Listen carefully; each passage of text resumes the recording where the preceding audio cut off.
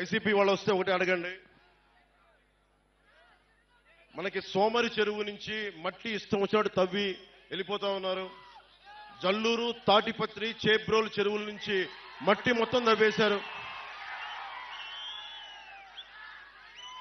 పోయినసారి కూడా వచ్చినప్పుడు చెప్పారు నాకు, జల్లూరు, తాటిపత్రి, చేబ్రోలు చెరువుల్లో నుంచి మట్టి మొత్తం తవ్వేశాడు మాఫియా డాను. ఫ్రీగా తవ్వేసుకొని 6,000 రూపాయల ట్రిప్కి దోచేస్తా ఉన్నారు.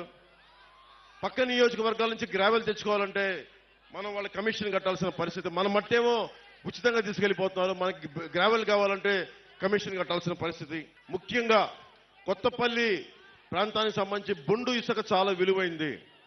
అలాంటి ఇసుకని అక్రమంగా తవ్వించి తరలించేశారు. జేపీ వెంచర్స్ అనేది ఇంకో కంపెనీ కూడా ఉంది. జేపీ వెంచర్స్, ఇంకొకళ్ళు వైసీపీ కంపెనీ ఉంది. అది కూడా కాకినాడ ఎంపీగా నిలబడుతున్న వ్యక్తి కంపెనీ అనుకుంటా. అది కూడా పేరు చెప్పట్లేదు, బాధపడతారని. వాళ్ళు 20,000 క్యూబిక్ మీటర్లు రోజు చొప్పున తవ్వేశారు. దాదాపు 5 లక్షల క్యూబిక్ మీటర్ల చొప్పున రోజుకి తవ్వేశారు.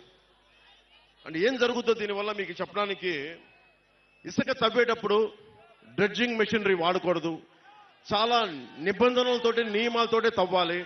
వాటిని దాటేశారు. సో వీటన్నిటిని దృష్టిలో పెట్టుకొని నష్టం మీరే పోతారు. మీ చెరువుల్లో మట్టి పోయినా, మీ